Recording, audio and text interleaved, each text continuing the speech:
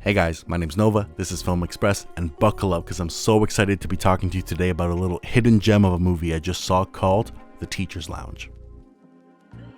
The Teacher's Lounge, directed by İlker Çatak, is one of the more powerful films of the year, and while it might not be flawless, it's a film that I absolutely recommend you all watch as soon as you can get your hands on it. This is a film that's incredibly acted, it's filled with tension, and it's just magnificently executed with a strong sense of purpose. It's a tight movie, and it does not really waste any time with any fluff or any filler scenes. You know, Europe has been giving us a lot of fantastic indie gems over the past couple of years, and this is one of those films that deserves that type of praise. I actually have a feeling that this is one of those films that may age very, very well. The Teacher's Lounge deals with the story of the snowballing of misunderstandings, and it uses that as like a microcosm allegory for a lot of current modern day issues that we face in society. It touches upon a constant state of paranoia that we're all living in. It touches upon generational mistrust. It also touches upon the importance of optics and politics within institutions, in this case the institution of school, and I believe that it touches upon those themes extremely well. The film is quite literal, the screenplay is quite literal. There's not a lot of those moments where it's extremely poetic or taking a more metaphorical or artsy approach. It's very docudrama, it's very gritty, it's very raw, and I really think that serves the film extremely well. You know, if I have to really nitpick at the film, I think that there are some moments in the film that kind of feel like they're engineered to make us frustrated, and mind you, this film is going to have you at the edge of your seat. It's almost going to have your palms sweating.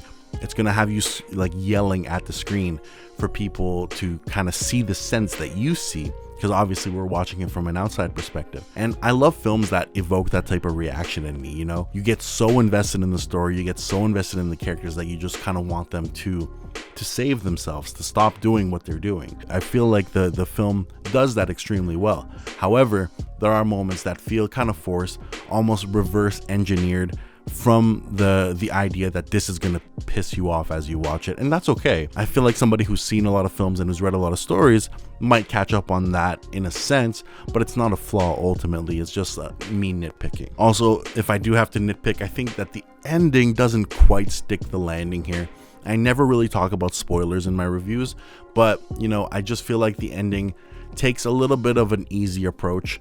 I do love an ambiguous ending. I'm all for endings that are going to make you want to spark a discussion as soon as the movie's over, and for you to try to understand what the film is attempting to say. Now, on the other hand, I do feel like the film leaves a lot of loose ends open, which, you know, for a film that's just under 100 minutes, I do think that they could have maybe added another 5-10 minutes just to tie up some of those loose ends and give us a weightier, heavier, and more satisfying ending.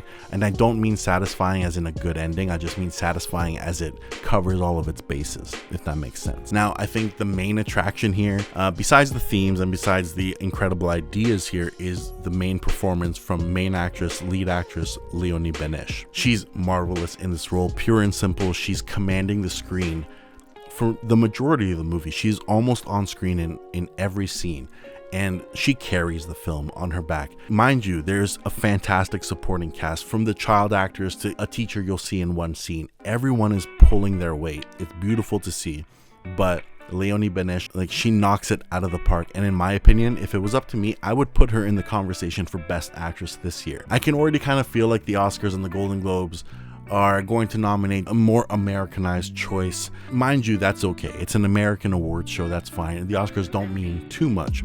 I just feel like, you know, if all was right in the world, Leoni Benesch would absolutely be in the conversation. You never know, she might pull an Andrea Riseborough from last year and come in as the dark horse to get a nomination out of nowhere. I just wish that there was a little bit more hype about her performance, because I really was impressed by her capabilities and talent in every single scene. If it was up to me, it would be Lily Gladstone, Emma Stone, Tiana Taylor, Sandra Hüller from Anatomy of a Fall, and Leoni Benesch from The Teacher's Lounge. In my opinion, these are not only the best female performances of the year, but arguably the best performances of the year. It's very rare for me to recommend a film solely based on the performance, but the performance is like 90% of the attraction here. She was incredible. The film itself is very much worth watching, so I do recommend you all go see it as soon as possible.